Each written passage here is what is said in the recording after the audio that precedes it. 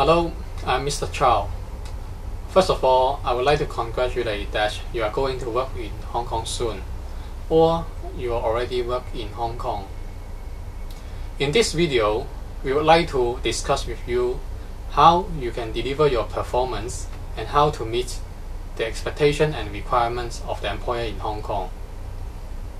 By doing so, we hope that you can master your duties and finish your 2 years contract and earn enough money for your family and your futures. In order to deliver good performance in Hong Kong, it is important to understand the expectations of the employer in Hong Kong.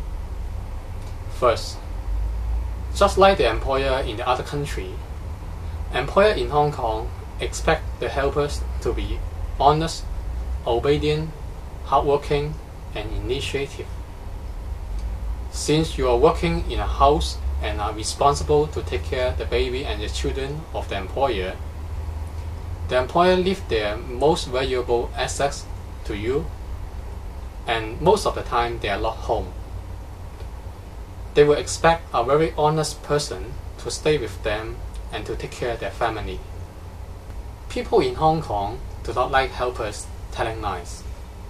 A typical example is that a new helper just worked in Hong Kong for a few days. One day, she called her friends by the telephone number at home when the employer is not in the office. And at the same time, the employer called and found the telephone is busy.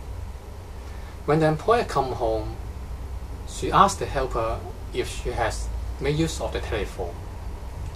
The helper may be afraid of being blamed, and she says she didn't. The employer may not be satisfied with their answer. To some employer, to make a phone call is a simple matter so long as they were informed. But they did not like helper not telling the truth to them. To the employer, it's a matter of honesty, trust, and principle. Secondly, the working standard and requirement in Hong Kong are high, comparing to the country like Philippines, Indonesia, Singapore, and Taiwan. For those who are the first time to work in the other country, or the first time to work as a domestic helper, you really have to work harder and harder in order to catch up the working standards in Hong Kong. For those who has been working in another country like Middle East, Malaysia, Singapore, or Taiwan, you have to recognize that the working requirement and standard in Hong Kong would be higher than the country that you experience. Since you are earning high salary in Hong Kong, you are expected to deliver high quality performance to your employer, because it is also difficult for the employer to earn money to pay you. Moreover, since most of the employers in Hong Kong also have to work long in the daytime, when they come home, they expect the work of their helpers has already been finished. They may not have enough time and patience to teach the helper from time to time. Thus, how to manage the time, how to perform different duties at the same time are also important. The third point is to take care of the baby well. Since most of you are required to take care of the baby and the children, whether you can take care of the baby and the children of the employer well is very important.